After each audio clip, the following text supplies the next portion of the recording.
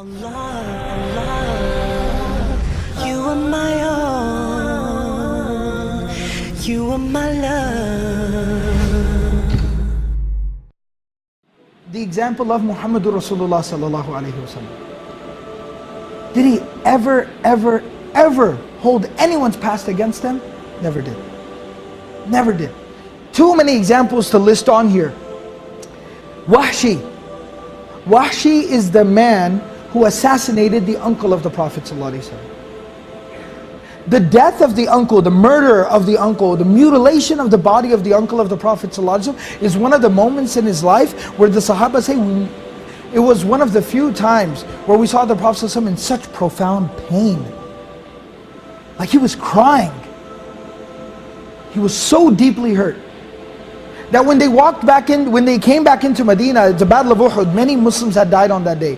And he could hear different family members crying when they were receiving the news of the death of their family member. The Prophet ﷺ started to cry as they were walking into Medina, and he started to say, today there is somebody crying for everyone who's died. But there's nobody crying for my uncle, because my uncle's own family was the one who did this to him.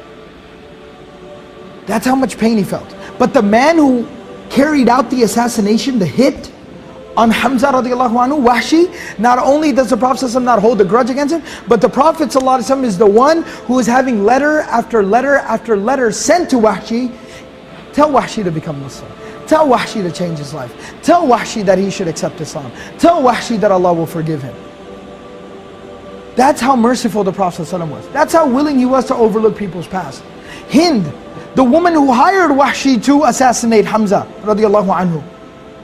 And after he goes to her and he tells her the job is done, she goes down into the battlefield, she walks up to the dead body of Hamza lying there, she pulls out a dagger, she cuts his ears, his nose and his tongue out, strings them up and keeps them as a souvenir. This is a woman. She then takes the dagger, puts it in his body, rips his body open, pulls out his internal organs and mutilates his body. This is a woman. She takes his clothes and rips his clothes off and completely exposes his body. A woman who did this. That's how much he hated the Prophet ﷺ.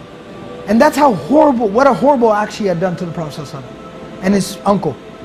But on the day of Fatih Makkah, the Prophet ﷺ doesn't do anything to her. And when she comes to the Prophet ﷺ to accept Islam, ahlan wa sahlan, marhaban bikum. He welcomes her, gives her the shahada, allows her to become Hind radiallahu anha. A companion, a female companion of the Prophet ﷺ. And the stories go on and on of the killing of dozens of Muslims on the day of Uhud. All of these people, they were embraced with open arms. And they were made to be close to the Prophet ﷺ, and he accepted them as they were. And that's not all, those are people that did something against him, even people who were just bad people in society. The Prophet ﷺ embraced him with open arms.